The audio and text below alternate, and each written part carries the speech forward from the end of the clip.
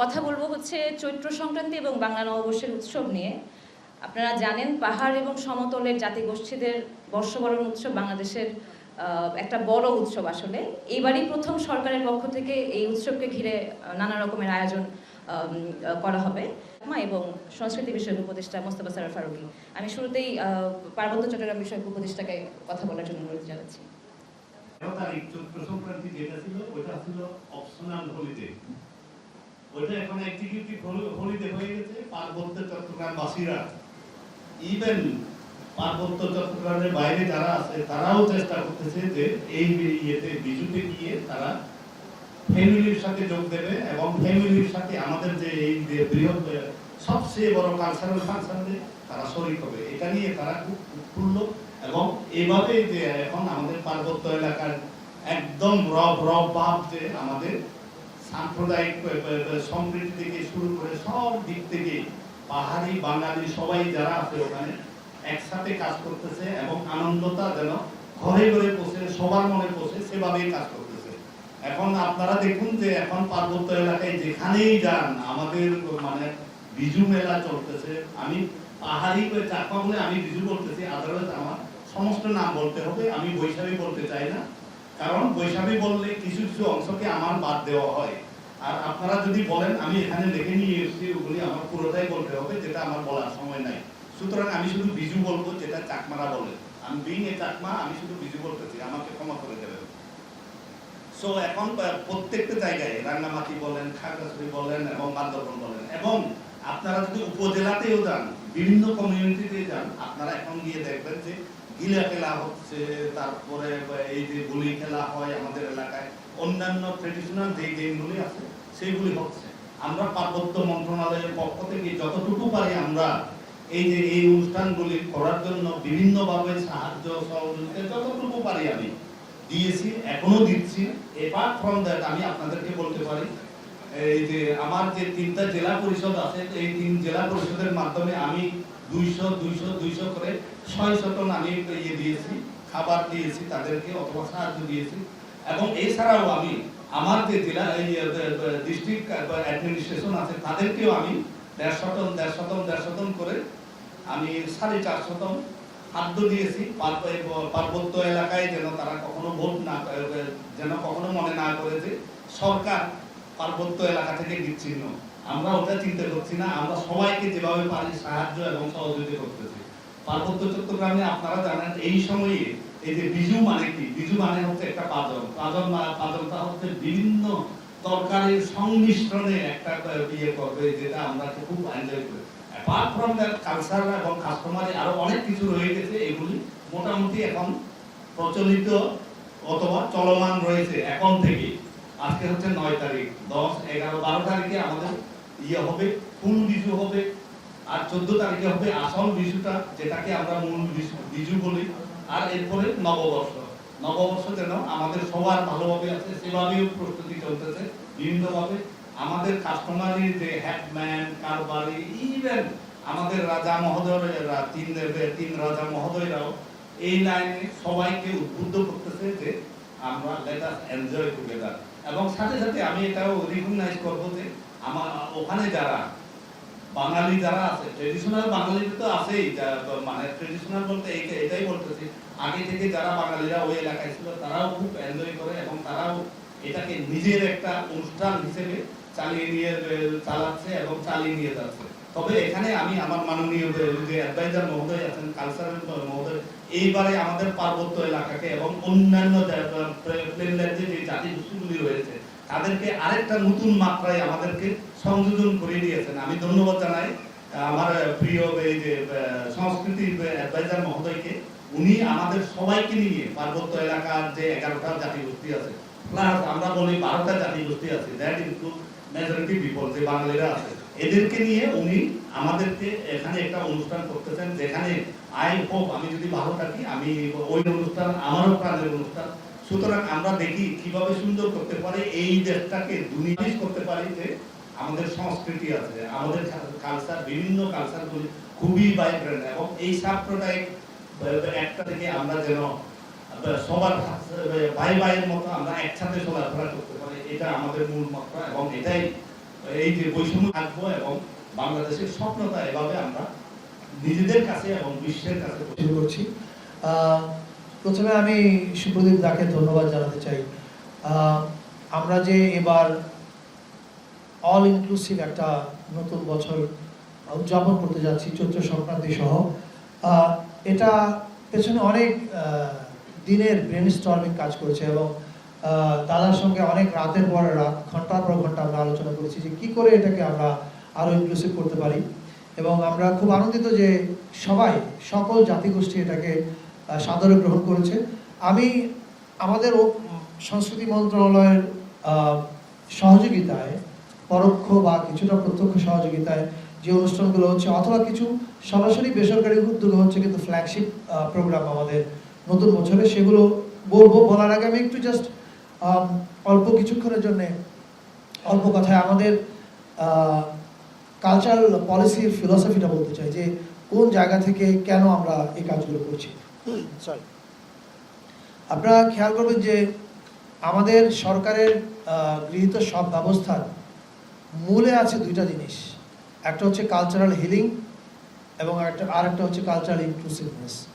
Cultural healing মানে হচ্ছে, আপনারা জানেন যে আমরা দীর্ঘদিন বিভাজিত ছিলাম। এই বিভাজনের ফলে সমাজের একটা গোষ্ঠীর সঙ্গে আরেকটা গোষ্ঠীর দূরত্ব, সংশয়, অবিশ্বাস এগুলো তৈরি হয়েছে। এই হিলিংয়ের কাজটা আমরা ইতিমধ্যে করছি। আপনারা খেয়াল করেছেন যে এবার দেশ স্বাধীন হওয়ার পরে 54 বছরের ইতিহাসে প্রথমবার শিল্পকলা একাডেমি চাঁদ রাতে ঈদের অনুষ্ঠান করেছে। নিশ্চয়ই সামনে সারা দেশে হবে, এবং শুধু মুসলমানদের উৎসবগুলো না, অন্যান্য ধর্মের যে উৎসবগুলো আছে সেই উৎসবের মানে বড় উৎসবগুলো যেগুলো, সেগুলোকে কেন্দ্র করেও শিল্পকলা একাডেমি সারা দেশ জুড়ে সাংস্কৃতিক অনুষ্ঠান করবে। পাশাপাশি নতুন বছরের যে অনুষ্ঠান এবং চৈত্র সংক্রান্তি, সেখানে আপনারা দেখেছেন যে আমরা সকল জাতিগোষ্ঠীকে একসাথে নিয়ে এক জায়গায় উৎসব করার চেষ্টা করছি। এটার মূল কারণ ওই একই জিনিস, কালচারাল ইনক্লুসিভনেস। বাংলাদেশ আমাদের শক্তি এবং সৌন্দর্য হচ্ছে আমাদের বৈচিত্র্য, এবং এই বৈচিত্র্যটাকে আমরা সেলিব্রেট করতে চাই। That is our philosophy.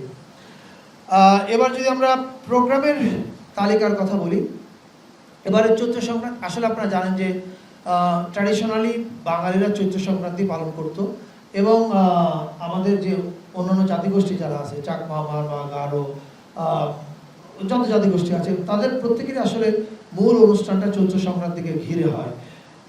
ফলে আমাদেরও এবারের জাতীয় উৎসবগুলো চৈত্র সংক্রান্তি থেকে শুরু হচ্ছে। চৈত্র সংক্রান্তি উপলক্ষে আমাদের শিল্পকলা একাডেমির আয়োজনে দেশের 12টা জেলায় সাধু মেলা হচ্ছে। সেখানে সাধু সঙ্গ হবে এবং আধ্যাত্মিক গানের অনুষ্ঠান হবে।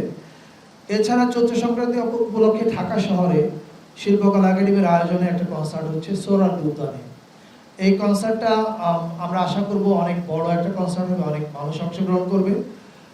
সেখানে গান গাবে হচ্ছে, এখানে ইনক্লুসিভিটির ব্যাপার থাকবে। গান গাবে এফ মাইনর গারো ব্যান্ড, লা রং মারমা ব্যান্ড, ইমাম Tripura band, unity Khasia band, invocation Chakma band. এছাড়া বাঙালিদের মধ্য থেকে থাকছে মাইলস, ওয়ারফেজ, ভাইকিংস, অ্যাভয়েড রাফা, দলছুট, লালন ও স্টোন ফ্রি। এটা হচ্ছে চৈত্র সংক্রান্তির বড় অনুষ্ঠান ঢাকা। চৈত্র সংক্রান্তিতে ঢাকায় আরেকটা বড় অনুষ্ঠান হবে, সেটা হচ্ছে নবপ্রাণ আন্দোলনের উদ্যোগে শিল্পকলা একাডেমিতে দিনব্যাপী ধামাইল নৃত্য, গান, ভিডিও প্রদর্শনী এবং সন্ধ্যায় বাউল ও ফকিরি গান। এছাড়া আরেকটা উৎসবের কথা আমি বলতে চাই।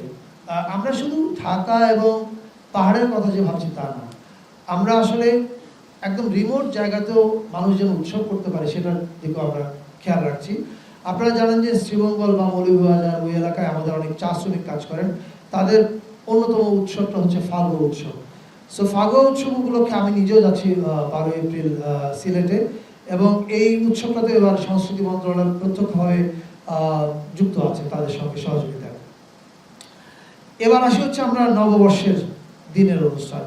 নববর্ষের দিন ঐতিহ্যগতভাবে যে অনুষ্ঠানগুলো হয়, যেমন ছায়ানটের অনুষ্ঠান, সেটা হচ্ছে সুরের ধারার অনুষ্ঠান হচ্ছে, কিন্তু সুরের ধারার অনুষ্ঠানে একটু পরিবর্তন এসছে। তারা আগে করতো হচ্ছে চিনমতি সম্মেলন কেন্দ্রে কখনো লালমাটিয়া কলেজে, এবার তারা করবে হচ্ছে রবীন্দ্র সরোবরে, অনেক একটু বড় জায়গায়, যাতে এটা ধানমন্ডির নাইবারহুড উৎসব হয়ে ওঠে। এবং সুরের ধারা সরকারের ইনক্লুসিভ নীতিকে সমর্থন করে তারা তাদের অনুষ্ঠানে এই প্রথমবারের মতো অন্য জাতিগোষ্ঠীর শিল্পীদেরকেও রাখছে, তারাও তাদের গান পরিবেশন করবে। অর্থাৎ শুধুমাত্র বাংলা গান থাকছে না সুরের ধারাতে এবার। আর নববর্ষের দিনের একটা বড় আয়োজন আমরা জানি, শোভাযাত্রা। সেই শোভাযাত্রা এবার বাঙালি বাদে 27টা জনগোষ্ঠী অংশগ্রহণ করছে। চাকমা, মারমা, ত্রিপুরা, তঞ্চঙ্গা, লুসাই, পাংখোয়া, বম, রো, চাক, খিয়াং, এরকম 27টা জনগোষ্ঠী। এবং তারা প্রত্যেকেই তার তার নিজের সংস্কৃতি নিয়ে, নিজের পোশাকে, নিজের বাদ্যযন্ত্র, আবার কেউ আধুনিক বাদ্যযন্ত্র নিয়ে আসবে। মারমাদের একটা গিটার স্কুল আছে, ব্রিলিয়ান্ট গিটার স্কুল। ওরা 15-20 জন গিটার প্লেয়ার নিয়ে আসছে, ইয়াং ছেলে মেয়ে, ম্রো বাঁশি বাদক আসছে। ফলে এরা প্রত্যেকেই তাদের নিজ নিজ কালচারকে রিপ্রেজেন্ট করবে এই এবারে শোভাযাত্রায়। এছাড়া চারুকলা থেকে এরা সবাই যুক্ত হবে চারুকলা শোভাযাত্রায়। আর চারুকলা শোভাযাত্রায় প্রথমবারের মতো বাম্বা যোগ দিচ্ছে। আমরা কিছুক্ষণ আগে একটা প্রেস কনফারেন্সে এই কথাটা বলেছি, আমি আবার রিটারেট করতে চাই।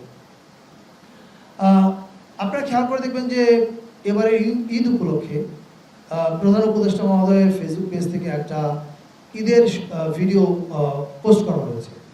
এখন ওই ঈদের ভিডিওটা দেখবেন যে কিছু দুঃখী মানুষের চেহারা, স্যাড পিপল, এবং সেই ভিডিওর ক্যাপশনে লেখা হয়েছে যে আমাদের দেশে প্রায় 12 লাখ মানুষ বিপদে পড়ে মেহমান হিসেবে আছে। ওই ভিডিওটার থিম ছিল এরকম যে এই মানুষেরা ওয়েট করছে, আমরা যখন সেলিব্রেট করছি আমাদের ঈদ, আমরা যেন মনে রাখি যে এই মানুষেরা ওয়েট করছে তাদের দেশে ফিরে ঈদ সেলিব্রেট করার। এটা আমি মনে করি যে আপনি অন্য মানুষের, নিপীড়িত মানুষের ব্যাপারে কি বোধ করেন, এটা কিন্তু আপনার সংস্কৃতির পরিচয়। আমি মনে করি যে আমরা প্রধান উপদেষ্টা মহোদয় এটা ওনার পেজে শেয়ার করার মাধ্যমে এই সিগন্যালটা এবং এই বার্তাটা দিয়েছেন যে মানুষ নিপীড়িত, আমাদের আনন্দ বা উৎসবের দিনে যেন আমরা তাদেরকে ভুলে না যাই।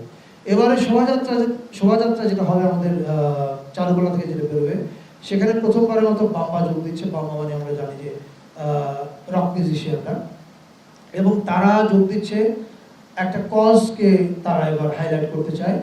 সেটা হচ্ছে, আপনারা জানেন যে প্যালেস্টাইনে একটা বড় ধরনের গণহত্যা সংঘটিত হচ্ছে। বাম্বা প্রায় 200 গিটারিস্ট নিয়ে আসবে এবং তারা আহ্বান জানিয়েছে ঢাকা এবং ঢাকার আশেপাশে যত গিটার প্লেয়ার, মানে রিদম প্লেয়ার, তারা প্রত্যেকেই যেন তাদের সঙ্গে যোগ দেয়। এবং তারা আহ্বান জানিয়েছে আপনারা একটা প্যালেস্টাইনের ফ্ল্যাগ নিয়ে আসবেন এবং রক মিউজিশিয়ানরা একটা গান গাবে। আপনারা জানেন সেই গানটা from the river to sea Palestine will be free. So তারা মানবতার, মানে আমরা আমাদের উৎসবে, এই নববর্ষের উৎসবে আমরা যেন ভুলে না যাই যে পৃথিবীতে একটা বড় গণহত্যা চলছে। আমি বাংলাদেশের রক মিউজিশিয়ানদেরকে ধন্যবাদ জানাই এ ধরনের একটা মানবিক কজকে এবারে শোভাযাত্রার অংশ করে তোলার জন্য। এছাড়া বিকেলবেলা মানিকপে এভিনিউতে একটা কনসার্ট আছে। এটাতে আমাদেরকে সহযোগিতা করছে শিল্পকলা একাডেমি, আয়োজন করছে, সহযোগিতা করছে ঢাকা সিটি কর্পোরেশন উত্তর। এই কনসার্টটার পরে সন্ধ্যা 7টায় একটা ড্রোন শো হবে, যে ড্রোন শোটা আয়োজিত হচ্ছে চীন দূতাবাসের সহযোগিতায়। এটা বাংলাদেশে আমার ধারণা খুব এক্সক্লুসিভ একটা জিনিস হবে। সেখানে আপনারা, এটার থিম হচ্ছে নতুন বছর নতুন বাংলাদেশ। ফলে আপনারা সেখানে জুলাইকে দেখতে পাবেন, নববর্ষকে দেখতে পাবেন এবং পৃথিবীটাকেও দেখতে পাবেন। এবং এই ড্রোন শোটা খুবই আকর্ষণীয় কিছু হবে বলে আমরা বিশ্বাস করি। আমরা চীনা দূতাবাসকে ধন্যবাদ জানাতে চাই এই ড্রোন শোটা সম্পূর্ণ তাদের খরচে আয়োজন করবার জন্য। এর বাইরে আমাদের বাংলা একাডেমিতে পহেলা বৈশাখে মেলা হচ্ছে বিসিকের আয়োজনে। আমরা শিল্প মন্ত্রণালয়কে ধন্যবাদ জানাই এই আয়োজনটাতে আমাদেরকে সাহায্য করার জন্য। তাই বৈশাখী লোকনাট্য উৎসব হচ্ছে, 12টা জেলায় নববর্ষ উপলক্ষে অ্যাক্রোবেটিক শো হচ্ছে। 15 দিন ব্যাপী বৈশাখী মেলা করছে বাংলাদেশ লোক ও কারুশিল্প ফাউন্ডেশন। আর এর বাইরে আমাদের যে পাহাড়ে মিরপুরের বৌদ্ধ বিহারে উৎসব শুরু হচ্ছে 5টা ভিন্ন জাতি। এছাড়া রাঙামাটিতে মেলা চলছে, বান্দরবনে চলছে।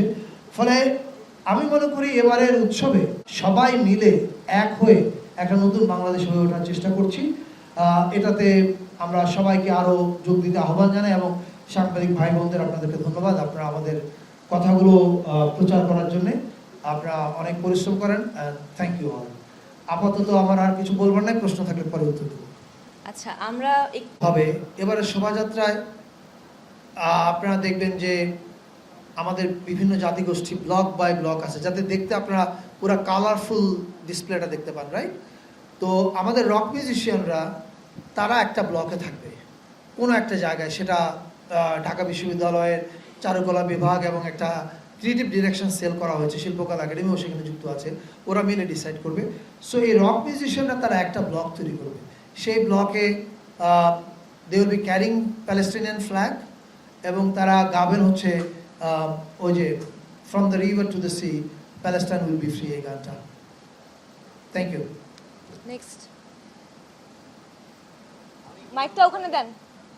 এবারে শোভাযাত্রাটা প্রথমত আগের যে কোনো বারের চেয়ে আলাদা হবে, এই বিষয়ে কোনো সন্দেহ নাই। সেটা হচ্ছে রঙে, এর কন্টেন্টে এবং এর আয়োজনে। সেটা আপনারা নিজেরাই প্রত্যক্ষ করতে পারবেন যখন শোভাযাত্রাটা হবে। আর নিরাপত্তার ক্ষেত্রে গতকালকে আমাদের আইনশৃঙ্খলা কমিটির একটা মিটিং ছিল স্বরাষ্ট্র উপদেষ্টা জাহাঙ্গীর ভাইয়ের সভাপতিত্বে। সেখানে বিস্তারিত আলোচনা হয়েছে এবং আমরা মনে করি না যে নিরাপত্তার কোনো ঝুঁকি আছে। এই বিষয়ে পুলিশ, সেনাবাহিনী এবং অন্যান্য যারা আছেন তারা সক্রিয় আছেন। আর আপনি যেটা ইঙ্গিত করেছেন আমি বুঝতে পারছি যে আগে দেখা যেত যে মনে হচ্ছে র্যাবের মিছিল হচ্ছে, এবার ভিজুয়ালি আপনারা র্যাবের মিছিল হবে এরকম দেখবেন। আপনারা ছবিটা যে তুলবেন সেই ছবিতে আপনারা বাংলাদেশের বিভিন্ন রং দেখতে পাবেন, এটা আশা করা যায়। Thank you. নেক্সট আমার একটি প্রশ্ন ছিল এই পাশে। কই আমি এখন টেলিভিশনে কাজ করি, আমার নাম শাহাদুল হোসেন অটো। মূলত হচ্ছে বিগত যত শোভাযাত্রা ছিল সেখানে এবার কি তাদের নিয়ে কোনো ধরনের প্ল্যান আছে কিনা? আর একটি প্রশ্ন হচ্ছে যে এবার তাদের পরিকল্পনা কি তাদের লোক সংস্কৃতি আনার কোনো ধরনের? নববর্ষ শোভাযাত্রা এটা তো মানে মধ্যবিত্তদের চালু করা, রাইট? কিন্তু এটা ট্র্যাডিশনাল ছিল চৈত্র সংক্রান্তি এবং এটার সঙ্গে ফসল সম্পর্কিত ছিল। কিন্তু যে কোনোভাবে আমাদের শোভাযাত্রা এগুলো কখনো স্থান পায়নি। আমরা আগের কিউরেশনগুলো কীভাবে হতো এটা আমি জানি না, আমি মন্তব্য করতে চাই না। তবে এবার শোভাযাত্রায় কৃষক একটা বড় থিম হিসেবে থাকবে, একটা সেগমেন্টে কৃষক একটা বড় থিম হিসেবে থাকবে।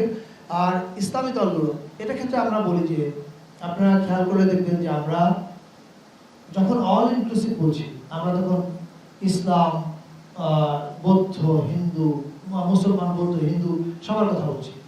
এই শোভাযাত্রায় আপনার পার্টিকুলার প্রশ্নের কারণ আমি জানি, কারণ মুসলমানদেরকে নানাভাবে ভিলিফাই করা হয়েছে এর আগে। আমরা আপনাদেরকে নিশ্চিত করতে পারি এই ভিলিফিকেশন আর চলবে না এই নতুন বাংলাদেশে, এটা বন্ধ। এবং দ্বিতীয় কথা হচ্ছে যেটা তারা অংশগ্রহণ করবে কিনা। আপনি জানলে খুশি হবেন যে আমাদের যে নববর্ষের প্রস্তুতি সভা হয়েছে সেই প্রস্তুতি সভায় এই প্রথমবারের মতো ছায়ানট, সুরের ধারা, আবার ওদিকে বাম্বা, সাইমুম শিল্প গোষ্ঠী, BNP, Jamaat Islami, NCP, everybody participated, which is a clear sign যে আমরা একটা অল ইনক্লুসিভ বাংলাদেশের দিকে আগাচ্ছি। Thank you. আর দুইটা প্রশ্ন। যুগান্তরে কাজ করি। আমার প্রশ্ন হচ্ছে যে আমরা দেখতে পাচ্ছি যে এবার ইনক্লুসিভ সবাইকে নিয়ে পারফরম্যান্স এবার আমাদেরকে দিবেন, বা তাদের পারফরম্যান্সগুলো কি থাকবে? সুপ্রদীপ দা ওই অংশের উত্তর দিবেন যে আমাদের অন্যান্য জাতিগোষ্ঠীর, মানে উনি হয়তো 3 পার্বত্য জেলার দিবেন। আমি এর বাইরে বলছি যে বাংলাদেশের যত জায়গা আছে, যেমন আমি নিজে ফাগুয়া উৎসবে যাচ্ছি শ্রীমঙ্গলে, গারোদের উৎসব হচ্ছে, যত জাতিগোষ্ঠী আছে সবাই স্থানীয়ভাবে তাদের উৎসব করছে। পাশাপাশি তারা ঢাকায় যে শোভাযাত্রা, কেন্দ্রীয় শোভাযাত্রাটা হচ্ছে, যেটা ঢাকা বিশ্ববিদ্যালয় চারুকলা থেকে বেরোয় সবসময়, ওই উৎসবে ওই শোভাযাত্রাতেও যোগ দিচ্ছে। আর আরেকটা কি প্রশ্ন করেছিল ভাই? ভূ জেলা। আমাদের যে একটা সিনেটে মিটিং হয়েছিল সেখানে এই কথাটা এসেছিল।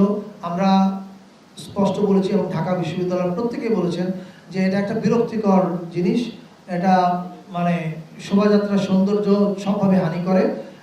আমরা এটা চাই না এবং আমি নিশ্চিত ঢাকা বিশ্ববিদ্যালয় আগামীকাল তাদের প্রেস কনফারেন্সে এটা পরিষ্কার করে বলবে।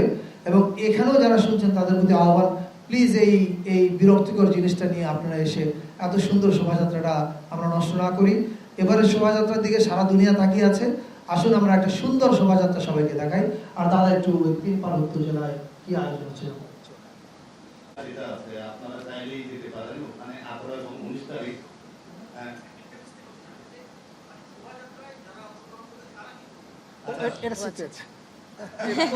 আচ্ছা, এটা অনুভূতি পাচ্ছি না আর কি। তারপরে বলি আমি আপনাদেরকে দাওয়াত দিয়ে নিমন্ত্রণ দিয়ে রাখতেছি যে 18 এবং 19 তারিখ। 18 তারিখ বান্দরবনে আমাদের যে মামাদের ট্রেডিশনাল যে পানি খেলা হয় সেটা হচ্ছে বান্দরবনে 18 তারিখ। 19 তারিখ হবে রাঙ্গামাটিতে, তারাই করবে। আর 12 তারিখ আপনারা চাইলে পানছড়ি যেতে পারেন, ওখানে হাজার হাজার লোকজন একসাথে ফুল বাসাবে পানছড়িতে। এটা হচ্ছে সাধারণত ওইটা খুব গর্জিয়াসলি হয়, আপনারা চাইলেই একটা ফটোশুট নিতে পারেন। আপনারা এছাড়া অন্যান্য জায়গায় হবে, রাঙ্গামাটিতে বেশ ভালোভাবে হবে, বান্দরবনেও খুব ভালোভাবে হবে, খাগড়াছড়ি সদরে অনেক ভালোভাবে হবে। আপনারা ফুল বাসানোটা একটু দেখে আসেন, দুইটা স্ন্যাপ রেখে দেন, কাল দেবে ভবিষ্যতে। Thank you. আমি আর আমাদের কাছ থেকে ওনারা আমাদের পরামর্শটা শুনতে চাচ্ছে।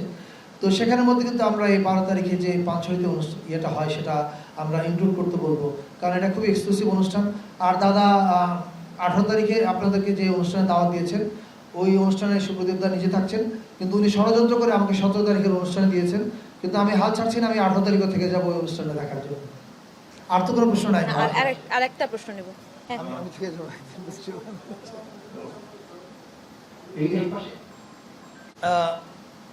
আমাদের প্রস্তুতি পর্বে আলোচনায় সবাই যুক্ত ছিলেন, কিন্তু আসলে তো কেউ এখানে কোনো ব্যানার নিয়ে যোগ দেয় না। আপনারা যদি ট্র্যাডিশনালি দেখেন কোনো নির্দিষ্ট দলের ব্যানারে কেউ যোগ দেয় না, ফলে আমার মনে হয় না যে দলের ব্যানার নিয়ে কেউ যোগ দিবে। কিন্তু আমি নিশ্চিত এবার উৎসব সবার অংশগ্রহণে হবে। আরেকটা প্রশ্ন কি ছিল, মঙ্গল শোভাযাত্রার নাম কি হবে? এটা তো শোভাযাত্রা। এখন আপনারা জানেন যে এটার নাম একসময় ছিল যশোরে যখন হয় তখন বর্ষবরণ শোভাযাত্রা, ঢাকা আসার পরে হলো বর্ষবরণ আনন্দ শোভাযাত্রা, এরপরে আবার এটাকে বানানো হলো মঙ্গল শোভাযাত্রা। তো এবার কি হবে এই বিষয়ে ঢাকা বিশ্ববিদ্যালয় তারা আলোচনা করছে, তারা সিদ্ধান্ত নিয়ে আগামীকাল জানাবে। শিডিউলটা দিয়ে দেব। হ্যাঁ, শিডিউলটা দেওয়া যেতে পারে। আমরা প্রশ্ন নেব। আচ্ছা, আমরা 5টা প্রশ্নের কথা বলেছিলাম, 5টা হয়ে গেছে। পুরো প্রোগ্রামে যে শিডিউলটা আছে এটা আপনাদেরকে দিয়ে দেওয়া হবে। আমি আমাদের যে চিফ এই সংগঠনগুলো কিভাবে এই বৈশাখ উদযাপন করবে, এই ধরনের কোনো নির্দেশনা আছে কি? আপনারা জানেন যে সাধারণত মন্ত্রণালয় বিভিন্ন জেলায় যে পরিমাণ অর্থ বরাদ্দ দেয় এবং উপজেলায় আমরা এবার সেটা দ্বিগুণ করেছি। আর আমরা বলেছি যে আপনারা আপনাদের স্থানীয় সংস্কৃতিকে তুলে ধরেন, এছাড়া আমাদের আর কোনো নির্দেশনা নেই। ওনারা কি গান গাইবে, কি কবিতা বলবে, সম্পূর্ণই ওই স্থানীয় জেলার ব্যাপার।